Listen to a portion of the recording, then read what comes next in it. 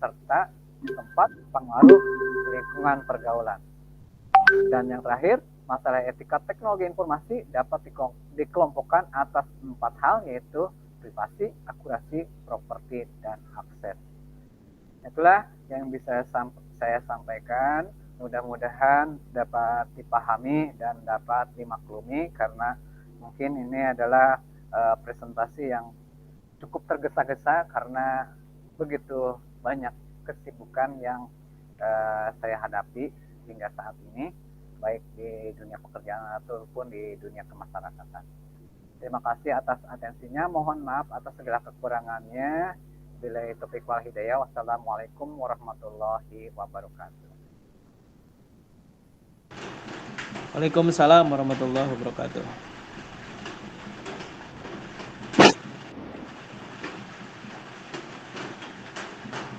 Selanjutnya,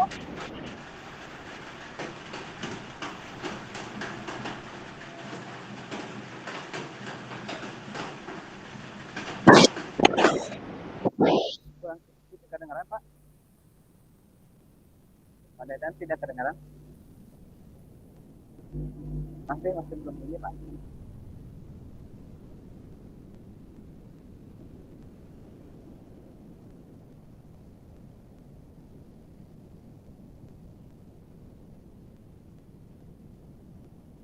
Gak ada suaranya, Pak.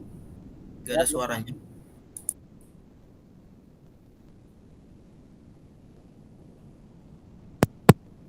Nah, mulai ada, Pak. Ya. Ada nggak sekarang?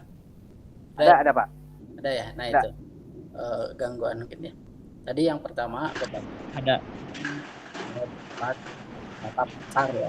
Jadi beberapa pakar, beberapa sumber yang diperoleh, sehingga diperolehlah hasil kesimpulan yang barusan disampaikan Pak Opay. Di antaranya dibukukan dengan contoh-contohnya. Begitu tadi dijelaskan. Bapak cukup ya, presentasinya bagus ya, dari pemaparannya, dari etikanya, begitu pun untuk mengkaitkan dengan undang-undang ITE. Silakan dari audien, apabila ada yang ditanyakan kita diskusi. Waktu dan dekat kita silakan. baik. Assalamualaikum warahmatullahi wabarakatuh. Waalaikumsalam warahmatullahi wabarakatuh. Selamat sore Pak Dedan selaku dosen pengampu di mata kuliah Cyberetik ini, dan selamat sore Pak Opay, Pak Alif yang hadir di sore hari ini. Terkait tadi ini bukan pertanyaan ya Pak Opay, tapi kita sekedar sharing aja, mungkin nggak apa-apa Pak ya. Ya. Silakan Pak, silakan Pak. Ya, ini terkait dengan lemahnya kontrol pengawasan di sosial yang tadi, ya. Salah satunya adalah lemah kontrolnya anak peserta didik kita. Ya. Kalau misalkan kita ada di satu buah sistem di sekolah, kenapa tidak ada satu buah sistem yang memang ketika anak masuk, semua aplikasi berhenti dengan menggunakan cyber security gitu ya, artinya. Nah, kemudian yang kedua, sampai detik ini undang-undang itu hanya dibuat tapi tidak dilaksanakan. Salah satunya adalah undang-undang pornografi, ya. Ini masih berserakan, tentunya tugas kita semuanya masih berserakan, di mana-mana masih berseliweran iklan, kemudian iklan-iklan yang berbau pornografi, kemudian situs-situs yang berbau pornografi. Nah, ini mungkin bukan saja tugas negara, bukan saja tugas para aparat penegak hukum, tapi tugas kita semuanya untuk membenahi itu.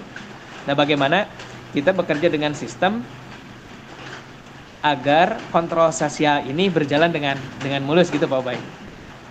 Nah, harapan saya dengan adanya kontrol sosial ini, khususnya di cyber IT, di cyber etik ini, mengacu kepada kita. Ya, artinya mengacu kepada kita bagaimana mengontrol diri kita sendiri juga gitu. Bagaimana mengamankan anak-anak kita yang ada di lingkungan kita, terutama di lingkungan pendidikan, agar terjauh dari hal-hal yang demikian. Itu saja. Kemudian tadi di Undang-Undang Nomor 11 tahun 2008 ya, Pak Bay? Ya. Ya. Ya, Terkait dengan transaksi elektronik transaksi elektronik di informasi ya.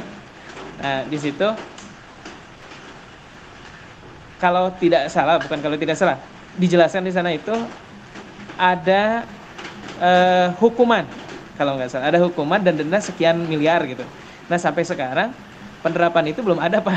Gitu. Kalau di masyarakat biasa, kalau di masyarakat umum, kalau di masyarakat yang di luar kota sana mungkin sudah luar biasa gitu. Itu diterapkan. Tapi di lingkungan pendidikan kita belum ada yang diterapkan seperti itu. Padahal kalau kita razia ada tuh gitu. Gitu, Pak Bay. Nah, itu aja mungkin sekedar sharing, ini bukan satu buah pertanyaan, sekedar sharing dan menjadi tanggung jawab kita semuanya selaku pendidik dan tenaga kependidikan untuk mengawasi anak-anak kita semuanya. Terima kasih. Wassalamualaikum warahmatullahi wabarakatuh. Waalaikumsalam warahmatullahi wabarakatuh.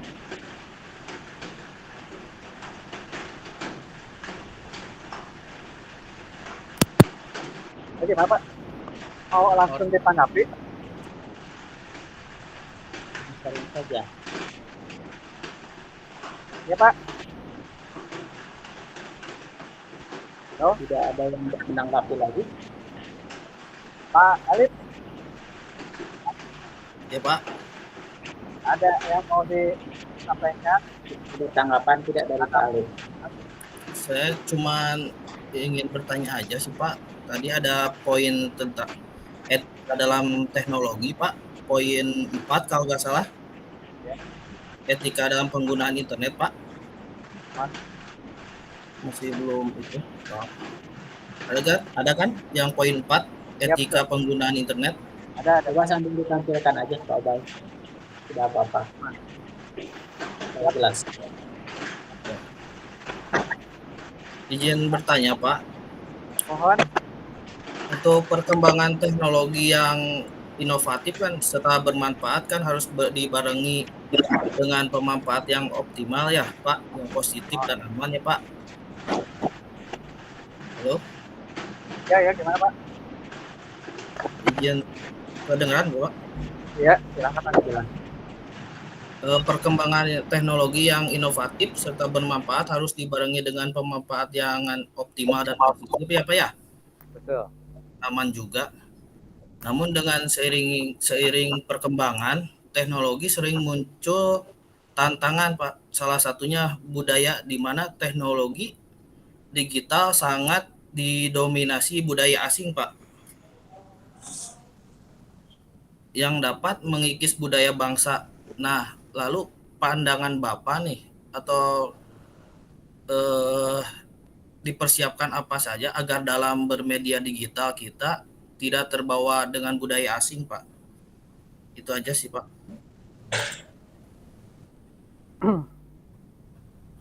Iya. Ya, terima kasih Pak Alif, bagus ya. Silakan bisa ditanggapi aja Pak Obay. Mangga, terima kasih atas bermacam masukan juga pertanyaan yang diberikan dari rekan-rekan.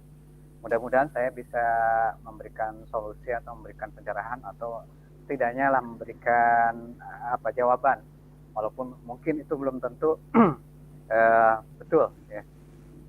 Dari Pak Asep tadi yang pertama berkenaan dengan aplikasi kontrol, bagaimana agar siswa itu yang menggunakan internet dapat terfilter gitu ya Pak Asep ya, agar misalkan tidak mengakses hal-hal yang bersifat negatif.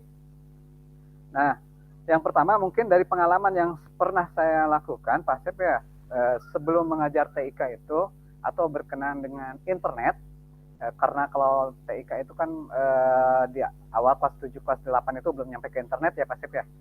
Nah, di pelajaran kelas 9 setelah masuk ke jaringan, ke internet, itu yang pertama adalah komitmen dulu dengan siswa. Komitmen bahwasanya nanti kalian akan bertemu dengan dunia baru, yang dikatakan dengan dunia maya. Dunianya ada, tetapi tidak ada. Nah, ini ketika kalian masuk ke suatu dunia, kalian tidak tahu arah, harus kemana, maka itulah yang harus kalian terima. Atau harus kalian ambil resikonya. Untuk itu kalian harus pertama, nah disinilah kita memberikan masukan-masukan kepada siswa, memberikan masukan tata krama dalam menggunakan peralatan teknologi IT dan dampak-dampak apa saja yang akan mereka dapatkan ketika mereka melakukan hal-hal yang bersifat mengarah ke negatif. Itu disampaikan ke anak-anak bahwasanya pertama mungkin yang paling utama adalah internet itu jangan sampai disalahkan, karena internet adalah alat. Jadi alat itu kalau kita gunakan secara baik, secara bijaksana, maka bermanfaat. Kalau kita salah gunakan, maka membahayakan. Contohnya, saya misalkan mencontohkan ke anak-anak itu seperti bolpen. Kalau bolpen ini digunakan sebagai alat untuk menulis, maka bolpen ini bermanfaat atau untuk belajar. Tapi ketika bolpen ini digunakan untuk mencolok mata, ya tentunya ini sangat membahayakan sekali.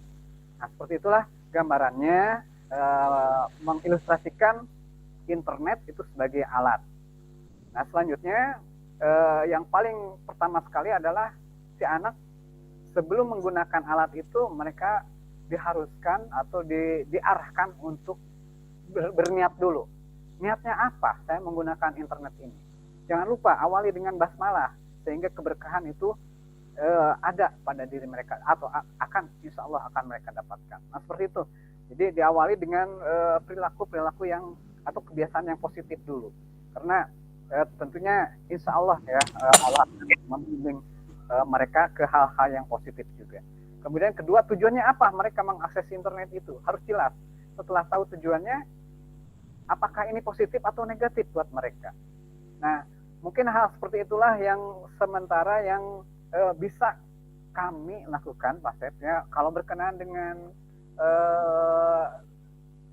sensor, misalkan ya aplikasi berkenaan dengan aplikasi-aplikasi sensor itu sebetulnya sudah banyak juga, tetapi terkadang mengganggu kebebasan dan mereka anak-anak sekarang juga sudah pada pinter. Misalkan kalian harus mengisi dulu sebelum masuk mengakses situs itu harus mengisi dulu usia.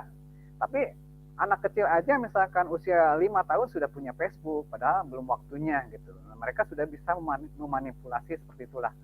Nah, ini jadi yang paling utama adalah menanamkan karakter atau si siswa itu terutama oleh gurunya, oleh kita sebagai guru, tanamkanlah pada diri mereka karakter yang baik. Nah, itu yang bisa saya sampaikan berkenaan dengan aplikasi untuk kontrol. Tapi mudah-mudahan ke depannya seperti yang diharapkan Pak Asep itu bisa muncul dari para ilmuwan lah, mudah-mudahan. Misalkan ketika anak mau mengakses situs apa, kayak langsung tertutup sendiri seperti itu. Kalau nggak salah sudah ada juga, tapi kurang begitu optimal. Selanjutnya berkenaan dengan undang-undang yang tidak berjalan.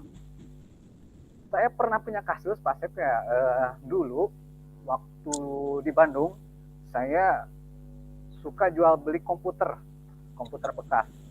Dan tentunya komputer itu kan masa komputer aja, hardware saja.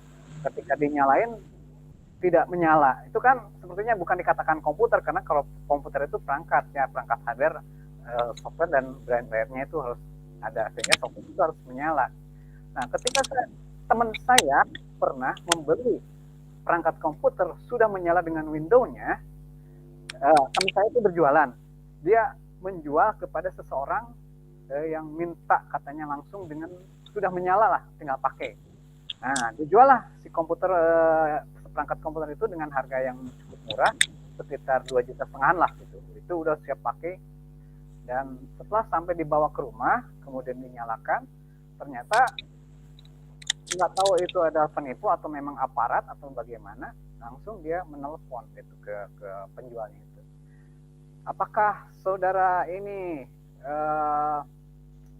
memiliki software yang orsinil. Nah, ditanya seperti itu, mana software orsinilnya?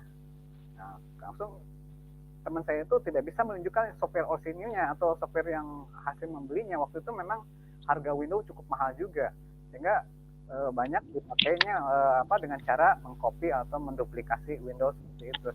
Jadi dalam menginstal langsung banyak gitu. Jadi tidak berkomputer satu, tidak itu, seperti itu. Nah, akhirnya si yang membeli ini mengadukan bahwasanya dia itu sudah melakukan pelanggaran hak cipta. Nah, dia sampai diancam, Anda mau dikurung 5 tahun atau mau denda 250 juta kalau nggak salah gitu ya. Nah, jadi akhirnya ya teman saya, daripada saya tidak berusaha selama 5 tahun tidak menghasilkan uang, anak dan istri tidak dikasih makan, akhirnya memaksakan diri untuk membayar denda 250 juta kepada orang tersebut. Nah, dalam konteks seperti ini, jadi seperti tadi dalam kasus seperti ini, hal-hal yang berkenaan dengan undang-undang ini betul belum begitu optimal berjalannya, karena pemerintah juga masih keteteran dengan berkenaan dengan pembajakan Indonesia yang notabene adalah negara ketiga terbanyak ya pembajakannya itu. Ini masih keteteran, jadi masih lemah berkenaan dengan undang-undang hak cipta. Dan sekarang yang berlaku adalah orang-orang yang hanya mencari keuntungan semata saja. Seperti tadi, itu mungkin itu adalah penipuan, karena dari lisensi aparatnya juga belum pernah melakukan sweeping langsung brek gitu secara nasional atau gimana, belum pernah melakukan seperti itu. Bahkan sekarang di internet juga sudah begitu mudahnya kita bisa mendownload ya aplikasi-aplikasi yang harusnya berbayar menjadi free gitu. Nah, itu jadi terkadang undang-undang ini hanya dipergunakan semata hanya untuk kebutuhan seseorang, atau bahkan juga untuk tujuan politis, atau bahkan juga untuk menjatuhkan seseorang, seperti itulah. Segala sesuatunya mungkin saja di negara kita ini bisa dihubung-hubungkan seperti itu, Mas. Ini mudah-mudahan bisa menjadi pembanding buat jawaban Pak Asep lah. Itu. Selanjutnya dari Pak Alip, ke Pak Alip dulu ya Pak Asep ya, kalau masih belum pas. Ya. Berkenaan dengan etika penggunaan internet, betul tadi saya kurang begitu banyak menyampaikan contoh-contohnya, tapi cukup banyak juga Pak Alip yang berkenaan dengan etika penggunaan internet. Misalkan diantaranya penggunaan internet itu kalau yang tertulis di saya ini, yang tertulis ada 9. Tapi kalau misalkan dari yang 9 ini masih ada hal yang lainnya, misalkan jangan terlalu lama menggunakan internet melebihi waktu, batas waktu, atau jangan terlalu lama bermain game online dan lain sebagainya. Itu mungkin salah satu etika-etika juga yang tidak bisa dituliskan lah secara eksplisit di dalam aturan kode etik untuk penggunaan internet. Tapi yang paling utama yang tadi mempublikasikan informasi ya yang belum akurat, kita forward, kita sebarkan langsung ya, karena menyebarkan juga termasuk pelanggaran undang-undang ITE ya, termasuk apabila menyebarkannya itu ternyata adalah berita bohong atau hoax ya, seperti itu. Kemudian menghindari dan tidak mempublikasikan informasi yang berisi melawan hukum atau ilegal, seperti itulah. Tidak melakukan penghasutan, kemudian tidak phishing atau apalagi ya, tidak berusaha atau melakukan serangan teknis terhadap produk, atau misalkan produk ini sebetulnya jelek. Nah, misalkan ada contoh kasus, misalkan kopi ya, itu walaupun betul ketika si kopi itu dikucurkan, si serbuk kopi itu kemudian dibakar langsung breg keluar api, walaupun itu betul, tapi itu sepertinya tujuannya menjatuhkan salah satu produk kopi tersebut. Sementara kopi yang lainnya tidak dijadikan pembanding, atau bahkan kopi yang lainnya juga sebetulnya punya kekurangan. Itu sebetulnya tidak boleh. Itu bisa menjadikan kerugian terhadap suatu pihak lah, seperti itu. Nah, untuk kasus pelanggaran yang dilakukan oleh pengelola kemudian anggota dapat melakukan teguran secara langsung. Nah, itu jadi misalkan pengelola melakukan sebentar. Nah, ini menghormati etika dan segala macam peraturan yang berlaku di masyarakat internet umumnya dan bertanggung jawab terhadap segala muatan atau situsnya. Jadi apabila mengemukakan sesuatu, maka dia siap untuk mempertanggungjawabkannya, sehingga harus diperhatikan juga etika dalam menyampaikannya, juga etika dalam muatannya itu apakah benar atau misalkan masih bias, seperti itu. Itu salah satu atau hal-hal yang dikatakan dengan etika pengguna internet. Itu mudah-mudahan bisa ada gambaran Pak Alif ya. Kemudian betul sekali budaya dari Barat itu sangat mendominasi mendominasi teknologi informasi, karena mungkin dari sejarah juga dikatakan ya bahwasanya orang-orang Israel itu ya orang-orang Yahudi itu sangat pintar sekali, adalah golongan orang-orang pintar, dan hampir kebanyakan itu munculnya dari sana, dan mereka menguasainya pertama untuk menjatuhkan budaya, untuk menjatuhkan karakteristik itu mereka alatnya adalah ekonomi, ya ekonomi, dan intinya adalah ekonomi, alatnya adalah informasi, itu teknologi informasi. Itu bagaimana negara sebesar Amerika saja takluk oleh Israel, oleh Yahudi, itu karena orang-orang Yahudi berkuasa di pemerintahan Amerika Serikat dan mereka menguasai perekonomiannya. Itu, dan mau tidak mau hal-hal yang sifatnya mengasyikkan, hal-hal yang sifatnya menyenangkan itu didorong atau dihembuskan dari kalangan Barat, sehingga anak-anak kita yang notabene masih istilahnya masih mencari jati diri, ketika melihat hal-hal yang mengasyikkan itu mereka langsung menyenanginya. Misalkan dengan adanya game online ya, kemudian adanya TikTok dan lain sebagainya. Sebetulnya itu adalah budaya-budaya yang dimunculkan. Sebetulnya tidak ada TikTok itu budaya dari mereka itu, sekarang hanya dimunculkan untuk menjatuhkan budaya ketimuran, dan yang paling spesifik adalah budaya Islam itu. Karena Yahudi adalah sudah jelas merupakan musuh Islam. Jadi memang apa yang berkenaan dengan budaya ini sendiri yang harus ditekankan adalah kembali lagi kepada orang tua. Tuh, pada orang tua dan guru menjadi senjata atau menjadi tameng dalam menjaga budaya, menjaga kesopanan, menjaga etika terhadap atau menjaga adab bagi anak-anak atau generasi muda kita nanti. Itu Pak Alif ya, betul sekali. Memang ini sangat miris sekali berkenaan dengan budaya Barat yang begitu menggelombang, begitu seperti euforia menghantam generasi kita, yang hampir-hampir generasi kita ini terbuai sekali dengan budaya Barat, dan kita terkadang misalkan untuk belajar atau misalkan hatam Al-Quran aja, atau misalkan menghafal surat-suratan, itu sepertinya dianggap sebagai hal-hal yang kampungan seperti itu, dibandingkan dengan yang jago bermain FF atau ML ya, itu sepertinya itu perbandingan yang sudah lumrah sekarang. Nah, ini sehingga mau tidak mau kita sebagai terutama guru itu menjadi ujung tombak,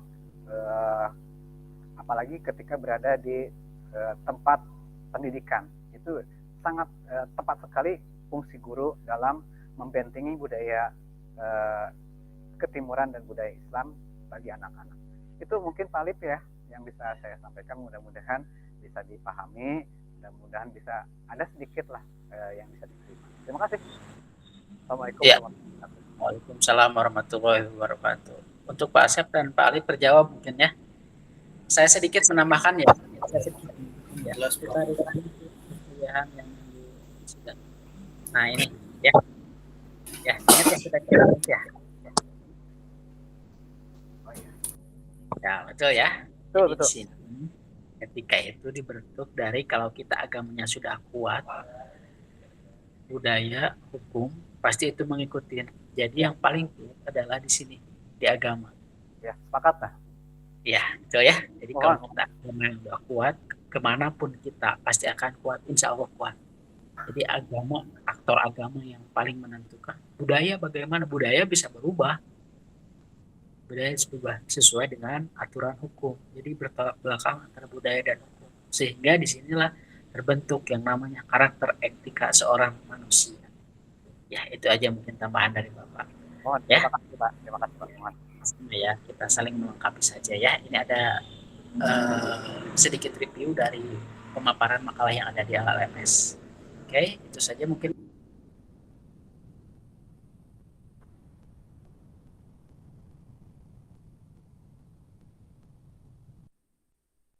Ada lagi nggak kira-kira yang mau disampaikan? Itu tambahan dari Bapak saja. Silakan dari yang lainnya ada lagi nggak atau tidak? Kalau tidak ada, ditutup aja.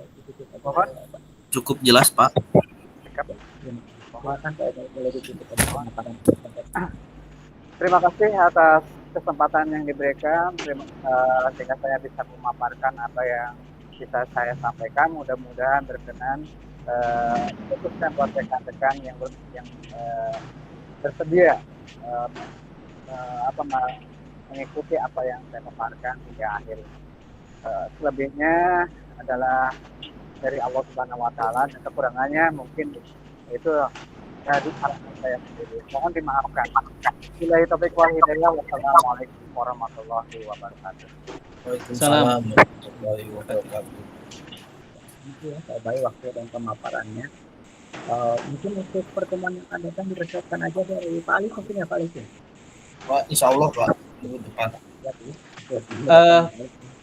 Pak izin bertanya dulu satu Pak. Boleh Pak. Untuk mata kuliah yang di mobile learning itu Pak. Nah itu Ya, maksudnya di semester 1 atau di semester 2 gitu? Kalau lihat masih diurutkannya itu semester 2 mungkin Pak, tapi nanti saya review. Kebetulan kan di sini itu banyak mata kuliah yang sebenarnya gitu Pak. Oh iya. Jadi saya juga belum mempersiapkan bahan-bahannya gitu. Oh iya. Nanti kalau ada mungkin insya Allah di meskipun ini yang sedikit ya belum ini kita bisa sebulan seperti itu nanti bisa Iya. Apa-apa Pak, yang penting keluarnya nilainya dulu. insya Allah itu kita kondisi aja ya. Tapi yang penting kalian project untuk tugas akhirnya ada. Ya, begitu Pak. Kan kita kasih judul dulu nih, saya mau buat seperti ini nih boleh silakan. Tapi nanti ketika boleh ada penilaian kalian juga harus ada konsekuensinya dengan proyeknya juga harus ada. Oh iya. Ya, seperti itu. Nanti insya Allah kalau misalkan ada jadwalnya kan ini juga jadwal itu masih terjadwal ya masih ganti sekarang juga Pak ini Abdul nggak hadir gitu. Terima kasih dan mengingatkan. Kalau keilmuannya percaya saya dari matang berdasarkan pengalaman saja. Ya, itu aja mungkin ya. Cukup ya. Kalau dari RPL itu Pak memang tidak ada tidak ada UAS Pak ya? Rencananya sih tergantung juga dari dosen pengampu. Kalau saya Pak di pengantar pendidikan ada UASnya Pak, harus ikuti UAS Pak. Ya, jadi tergantung ke dosen pengampu. Dosennya. Betul. Ketika ada UAS diikutin, ketika misalkan berbagi jenisnya sebagai tidak akhirnya jadikan proyek ya. Ya. Jadi menyesuaikan saja dan saya lah bapak-bapak ini semua yang penting mengikuti saja. Ya. Jawabnya Pak ya. Iya Pak, terima kasih Pak atas jawabannya. Itu aja mungkin untuk perkuliahan kali ini. Terima kasih banyak waktunya sudah menyempatkan waktu di tengah kesibukan ini. Terima kasih. Wassalamualaikum warahmatullahi wabarakatuh. Waalaikumsalam Assalamualaikum warahmatullahi wabarakatuh.